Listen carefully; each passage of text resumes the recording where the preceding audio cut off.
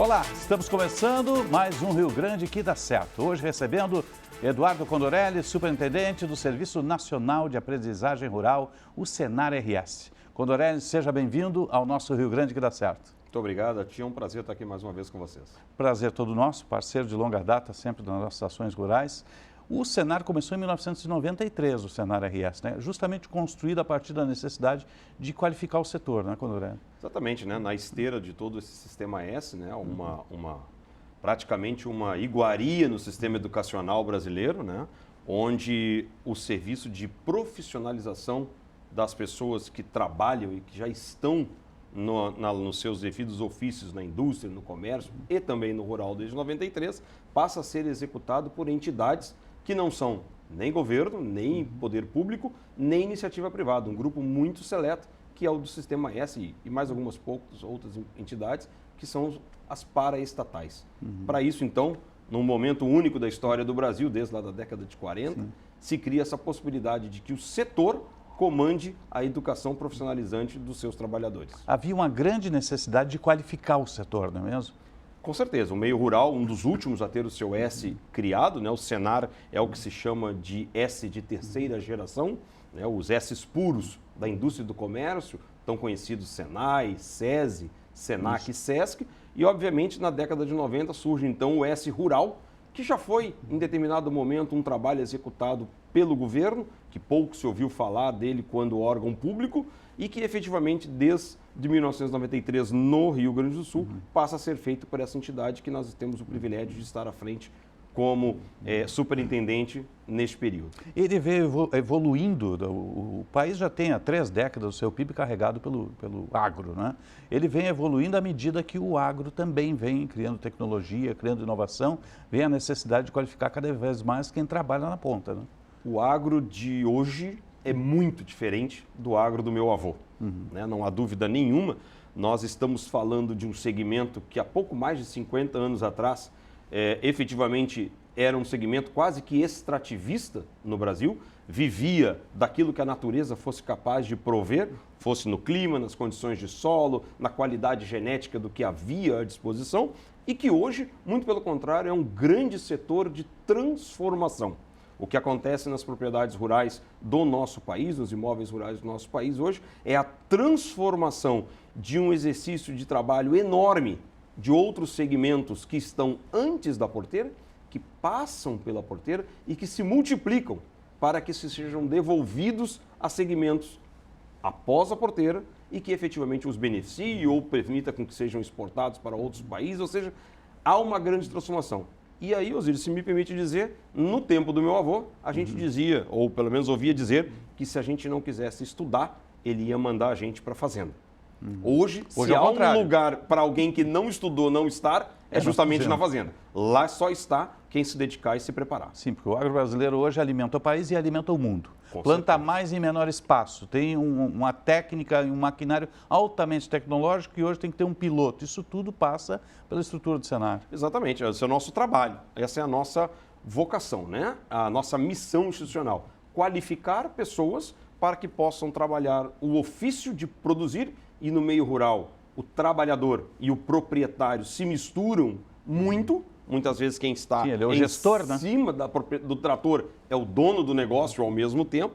E efetivamente qualificar então esta pessoa para efetivamente fazer o exercício de ser um produtor de divisas, de gerar emprego e oportunidade para outros, e tanto nas propriedades rurais quanto fora delas, aliás, mais ainda fora delas, é um papel que exige muita qualificação e é para isso que o Senar é criado e é por isso que estamos a campo no Rio Grande do Sul e em todo o país fazendo um grande trabalho. Como é que o Condorelli chegou no Senar? O Condorelli tem por formação zootecnista, né? Isso, o Condorelli é um carioca, né? Carioca? Que se formou em zootecnia, uma família de produtores rurais aqui do Rio Grande do Sul e que efetivamente vinha ao Rio Grande do Sul para trabalhar na propriedade e descobrir a oportunidade de também ingressar nos quadros técnicos do Senar como professor de campo, na época ainda na cadeia da bovinocultura de corte e bovinocultura de leite, e também na área de administração rural.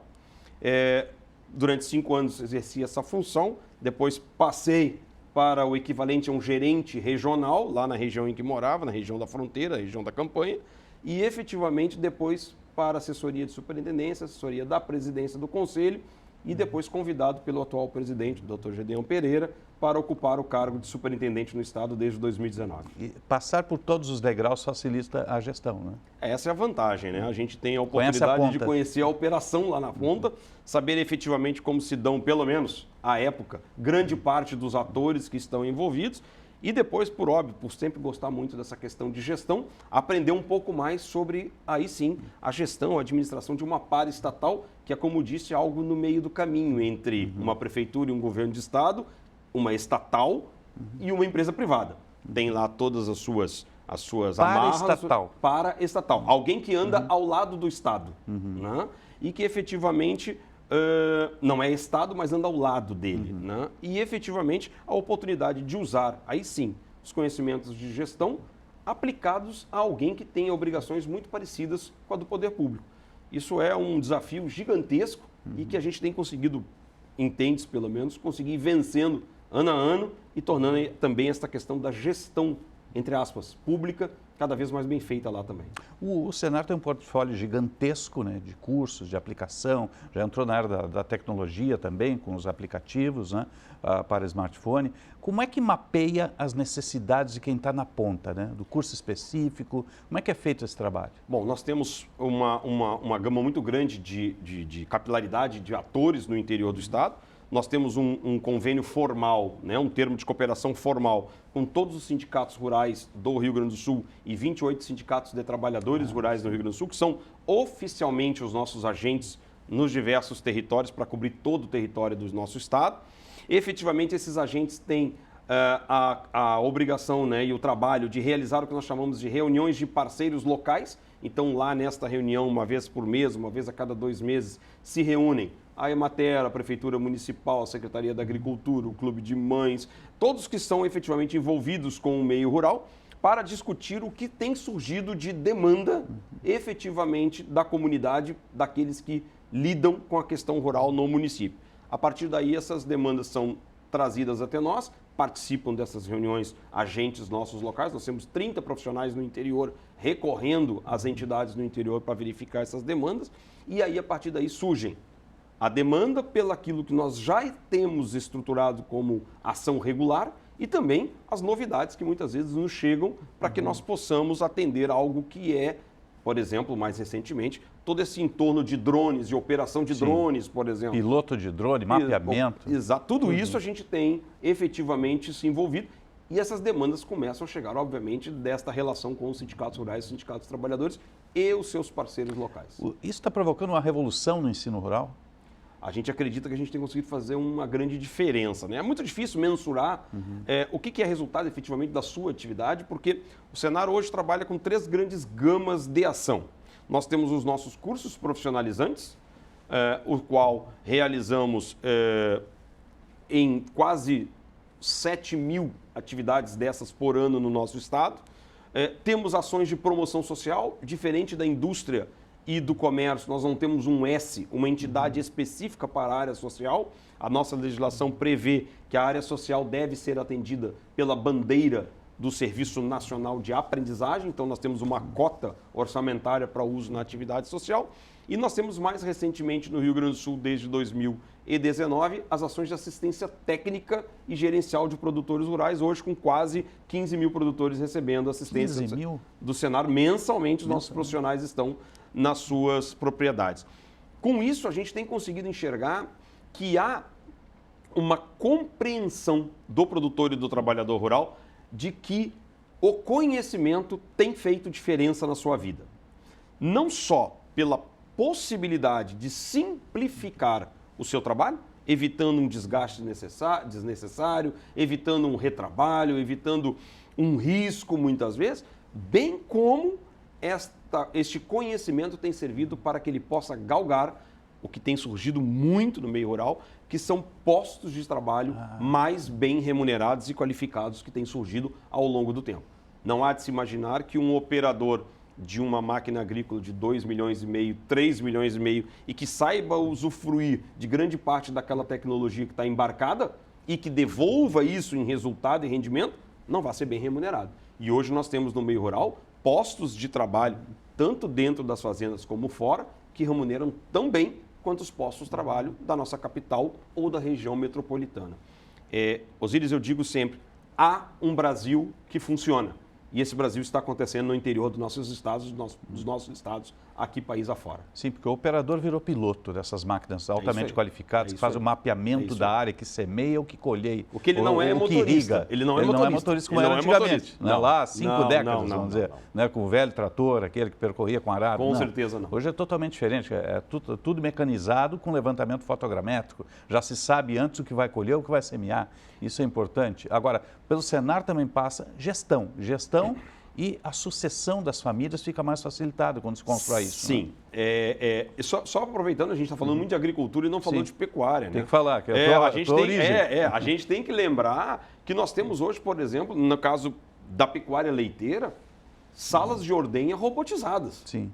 Né? Nós temos equipamentos de canalização de leite, de ordenha mecânica, efetivamente de resfriamento de leite, condições sanitárias do alimento que está sendo trabalhado, que exigem conhecimento. As estações de resfriamento, né? O melhoramento genético de uma vaca leiteira, ou de um rebanho leiteiro, não da vaca, porque ela em si você não melhora, ela já nasceu, mas das suas filhas, das suas netas, efetivamente ele se dá com muito conhecimento que o produtor precisa ter para que quando ele receba o catálogo de touros, o catálogo de sêmen, ele possa escolher especificamente para cada vaca que tem na propriedade qual touro é o mais indicado, de maneira que as suas potencialidades possam ser aumentadas na próxima geração e que os seus problemas sejam minimizados na próxima geração. Sim, as doenças naturais, tudo, né? Tendências de desgaste físico, questão de ligamento de ubre, né? Achinelamento de casco, uma série de coisas que na próxima geração você pode evitar escolhendo um sêmen adequado para que a filha não tenha esse problema. Esse conhecimento precisa chegar no produtor. Sim. E esse é um papel que a gente tem feito, assim como é no gado de corte, a questão de nutrição, desmama de terneiros. Então, tem um sem fim de ações hoje no meio rural que não se fazem mais sem conhecimento. E aí, efetivamente, não entra, como não poderia ser diferente, você acabou de comentar, a questão de que nesta confusão entre proprietário e trabalhador, Sim. na verdade, na esmagadora maioríssima dos casos é a mesma pessoa, surge a necessidade de qualificar alguém que é um empresário, porque não se dá notas fiscais, talão de notas fiscais para quem não é dono de um negócio. Exatamente. Né? Trabalhadores têm contra-cheque, donos de negócios têm talão de notas fiscais. CNPJ. E o produtor rural tem um talão de nota fiscal nesse caso, né? Que não é bem com CNPJ, mas é com inscrição estadual. Sim, sim. Né? E efetivamente essa pessoa, então ela é um empresário a céu aberto, ou seja, com uma necessidade de planejamento, estruturação de reservas, condições de se proteger, bem diferente de quem tem a possibilidade de um teto que proteja a sua produção. E fora isso, é um empresário a céu aberto no Brasil, o que torna tudo muito mais difícil. Sim. Aí sim. Então, e essa pessoa muitas vezes não teve a mesma oportunidade que a esmagadora maioria de todos nós, porque essa pessoa compõe uma massa que não se preparou para isso. Correto. Né? A grande maioria se tornou empresário a céu aberto no Brasil da noite para o dia. Né? Então, a gente precisa realmente ter essa condição de colaborar aí com os mais de 380 mil estabelecimentos rurais do Estado, nessa capacidade de gerar também a certeza de que este empresário sobrevive, o seu negócio se mantém e, mais do que isso, que ele é capaz de gerar também postos de trabalho para outros na sua propriedade e a partir da sua demanda em atividades fora da sua propriedade. A gente está conversando com o Eduardo Condorelli, superintendente do Senar RS, contando um pouco dessa história que começou em 93 aqui no estado do Rio Grande do Sul, de assistência, de qualificação, de tecnologia, de ensino, o braço de ensino do setor agro. Vamos fazer um breve intervalo, retornamos em instantes, você fica conosco. E é breve mesmo, só para água. É só para dobrar.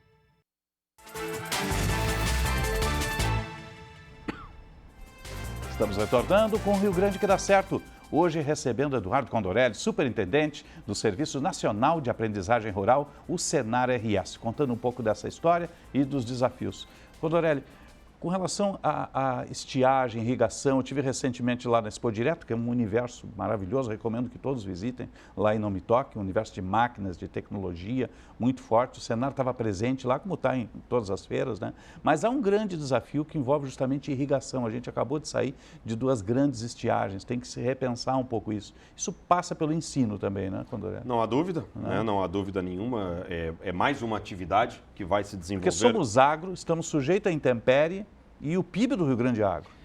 Hoje me parece quase que uma insanidade nós imaginarmos que nós temos a estrutura econômica de um Estado em grande parte calçada em cima de atividades agrícolas, principalmente da sojicultura, que é a principal, por óbvio, no Estado, que acontece no período de verão, em um Estado que tem um índice de estiagens bastante considerável já e que até agora nós não pensamos em trazer uma forma mais garantida de estabilidade. Porque eu poderia dizer a você, Osíris, que o seguro agrícola resolve o problema do produtor. Não resolve totalmente. Ele não atinge, mas atinge a todos, né? Evita que ele não quebre. Que ele não quebra, né? Mas, efetivamente, ele não resolve o problema do que eu acabei de comentar, que é o fato de que existem centenas de milhares de pessoas após e antes da porteira que dependem com que o produtor vá bem no seu negócio para que tenha produção e que efetivamente haja, então, matéria-prima para que ele possa continuar a cadeia produtiva adiante. Sim, você vai alimentar alguém, seja no país ou fora. E você vai alimentar uma cadeia que vem depois de você, né? Ou seja, nesse momento, por exemplo, nós teremos certamente no estado do Rio Grande do Sul, com a safra que estamos enxergando vai acontecer, a necessidade de contratação de mais caminhões, consequentemente de mais motoristas de caminhões. Haverá mais serviço para borracheiros e mais borracheiros, porque com mais caminhões furarão mais pneus. Teremos a necessidade de mais frentistas de postos de gasolina, porque teremos mais caminhões para abastecer. E, teoricamente, haverá a necessidade de uma série de mais pessoas atendendo nos restaurantes na beira da estrada, porque os caminhoneiros irão parar para almoçar. Portanto, uma cadeia inteira se move quando o agro consegue se mover. Fazer o trabalho de transformar uma semente de soja em 350, 400 sementes de soja num único pé. Quando o agro consegue fazer isso, bom, consequentemente há um movimento enorme necessário a posterior da produção que gera dividendos. E aí, como é que nós não estamos pensando até este momento, seriamente, parece que recém começamos um movimento em termos de sociedade. Agora o governador sancionou a lei que flexibiliza as regras ambientais para se reservar água. Eu até discordo que flexibilize, eu entendo até que ele apenas regulamenta ou deixa mais claro algo que já estava na lei. Mas como havia uma dúvida, está ou não está na lei, bom, a Assembleia Legislativa, junto com a sanção do governador, escreve, está na lei mesmo e pode. Porque não faz sentido você dizer que tem dezenas ou centenas de milhares de empregos a posterior, dependendo de alguma coisa que depende da chuva, sendo que o nosso problema não é falta de água, porque chove no Rio Grande do Sul. Entre aspas, se o nosso chão fosse impermeável e se essa água não escorresse para lugar nenhum, chove de 1,60 m a 1,80 m de água todo ano no estado. Só que, infelizmente, não chove na época da lavoura, chove mais no inverno. Então, a gente tem que guardar para usar depois.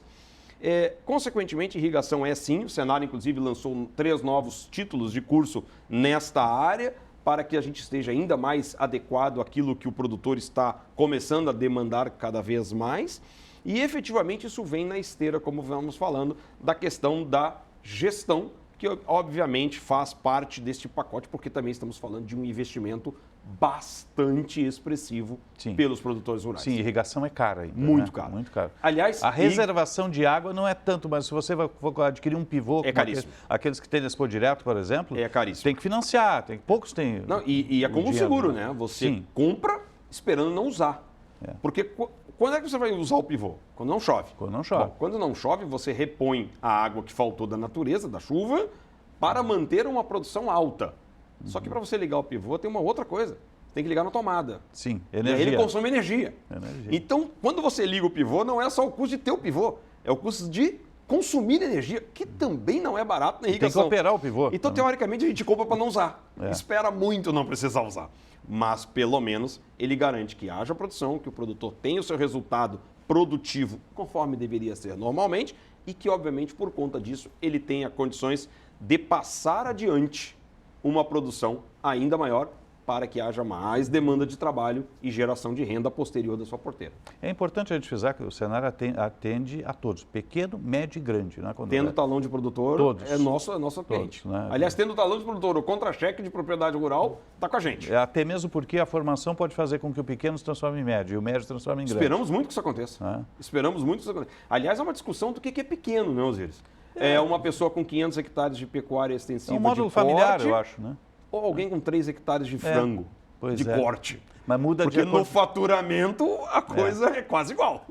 Mas muda de acordo com a produção, né? Com certeza. Se é carne, se é grão, o que for. Nós precisamos que, isso também faz parte do nosso portfólio de discussões com produtores, é orientá-los a encontrar a sua escala ideal de trabalho. Você dizer para um produtor de gado, de uma pessoa que tem como imóvel rural, seja proprietário ou arrendatário, uma área de 30 hectares ou 15 hectares e dizer para ele que ele vai fazer pecuária de corte, você está fadando a pessoa à falência. Agora, ao mesmo tempo, você tendo uma área grande, você há a possibilidade de desenvolver outras atividades que efetivamente podem ter essa capacidade de devolver. Então, tudo isso precisa ser muito discutido. E o mais interessante, o agro tem procurado essa discussão. Isso é o que é mais interessante. Tem a demanda, no caso. Tem sim. Né? O valor da terra está empurrando todo mundo para isso também, viu, Osíris? A terra está ficando muito cara, é um investimento muito alto que está, obviamente, imobilizado e que, de fato, precisa remunerar, porque não faz sentido você ter centenas de milhares de reais ou milhões de reais em terra se essa terra não está lhe devolvendo resultado econômico para sua família. Afinal de contas, a sua mulher e os seus filhos, ou o seu marido e os seus filhos, está todo mundo olhando para quem está à frente, seja homem ou mulher, que esteja à frente do negócio. Olha, toda a família disponibilizou esse recurso para uma atividade econômica, essa atividade econômica tem que nos devolver alguma coisa. Claro, esse é o fim. A gente está conversando com o superintendente do Senar RS, Eduardo Condorelli. Vamos fazer um breve intervalo, você fica conosco e nós já voltamos.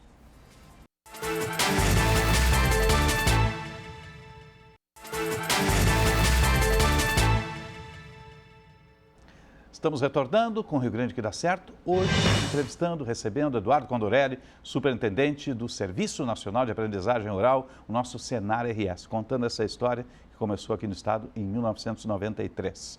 Agora, Condorelli, o que é fundamental para o Rio Grande dar certo? A meu ver, Osíris, me parece ser nós deixarmos de querer discutir a nossa vocação natural. Nós, enquanto sociedade, a gente tem uma dificuldade muito grande de aceitar que a nossa vocação natural, a vocação do estado do Rio Grande do Sul é a produção agropecuária como centro. O agro não é mais ou menos importante que os outros segmentos. O agro é apenas estratégico para todos os segmentos. O que passa pelo agro se multiplica. A sociedade que passa pelo agro funciona. E aí a gente poderia usar inúmeros exemplos no Rio Grande do Sul de regiões que são regiões que têm uma qualidade de vida altíssima e que, se você for olhar, é por conta de um agro desenvolvido. E aí você fala, tá, mas esses empregos estão todos dentro das propriedades? Não estão. Esses empregos estão, e aí eu faço um desafio ao gaúcho que nos ouve nesse momento, nos assiste, é efetivamente fazer uma pergunta. Vá numa revenda de máquina da sua cidade e pergunte se eles não estão precisando de gente. Eu duvido uma revenda de máquinas agrícolas do Rio Grande do Sul nesse momento que diga que não está precisando de nenhum funcionário. Porque o que eu ouço de todas as revendas é que falta gente. Vá numa revenda de produtos químicos, vá numa revenda de sementes, vá numa revenda de produtos de peças de metal mecânico. Está todo mundo, vai no setor de transportes para o agro, vai em quem revende caminhão e pergunta para onde está indo esse caminhão.